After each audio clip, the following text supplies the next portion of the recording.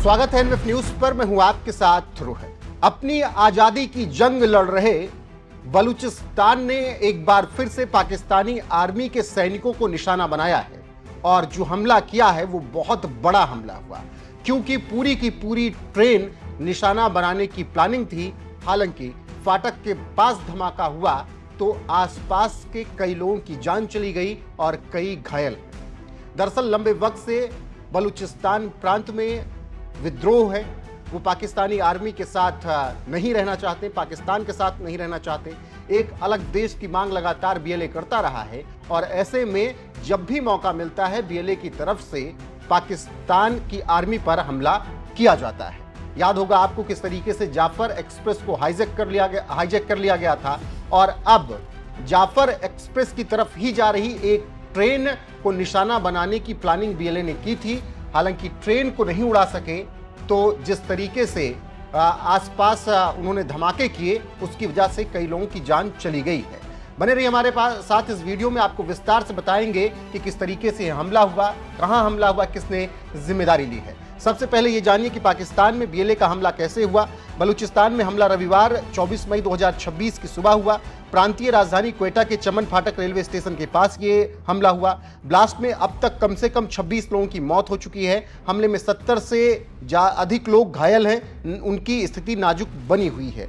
अब इस हमले में निशाना कौन था ये भी जान लीजिए। एक शटल ट्रेन थी जो क्वेटा कैंटोनमेंट से सैन्य कर्मियों और उनके परिवारों को लेकर जा रही थी ताकि उन्हें आगे पेशावर जाने वाली जाफर एक्सप्रेस से कनेक्ट किया जा सके। फौजी छुट्टी पर अपने घर जा रहे थे और इसी दौरान बीएलए ने प्लानिंग बनाई कि पूरी की पूरी ट्रेन उड़ा दी जाएगी, लेकिन ऐसा संभव नहीं हो सका।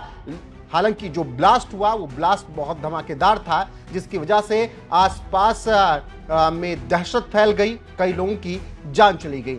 यह हमला कैसा हुआ ये भी जान लीजिए। यह एक फिदायीन हमला यानी आत्मघाती हमला था। जब ट्रेन चमन फाटक के पास एक सिग्नल से गुजर रही थी तभी विस्फोटक से भरी एक गाड़ी ने ट्रेन की एक बोगी को टक्कर मार दी, जिससे जोरदार धमाका हुआ।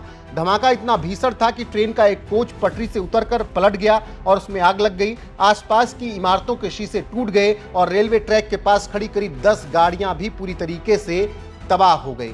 आप अंदाजा लगाइए कि कितना बड़ा धमाका था। आसपास की जो 10 गाड़ियां थी वो भी पूरी तरीके से टूट गई और खंडहर में एकदम तब्दील हो गई और जिस तरीके से आसपास के लोग थे उन लोगों की भी जानें चली गई। तो एक बड़ा हमला था और सीधी टक्कर मारी गई थी जिसमें विस्फोटक था एक वैन से। हालांकि ये वैन ट्रेन को टक्कर मारने वाली थी, लेकिन थोड़े गैप के फर्क में ट्रेन तो बच गई, लेकिन फाटक के पास ये धमाका हुआ। अब जब धमाका हुआ, इतनी जानें चली गई, तो उसके बाद किसने इस हमले की जिम्मेदारी ली है, चलिए ये भी आपको बता देते हैं।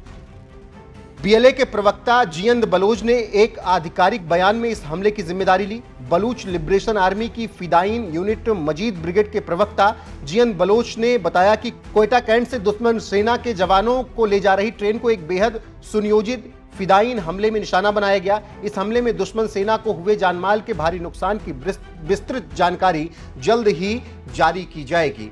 तो बीएलए ने यह जिम्मेदारी ली है कि उन्होंने ये हमला किया, उन्होंने ये विस्फोट किया। बलूचिस्तान लिबरेशन आर्मी जो लगातार बलूचिस्तान की आज़ादी की लड़ाई लड़ रही है, इन सब का कहना है कि पाक आर्मी ने, पाक के हुक्मरानों ने इन पर दशकों से अत्याचार किया है।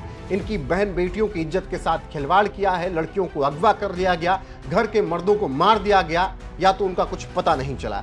और इन्हीं सब अत्याचारों से बलूचिस्तान प्रांत के लोग आक्रोशित हैं लंबे वक्त से, और जब भी उन्हें मौका मिलता है पाकिस्तानी आर्मी के सैनिकों को मार मार के वो घसीट कर फेंक रहे हैं। और अब उन्होंने अपने हमले का तरीका थोड़ा बदल दिया है।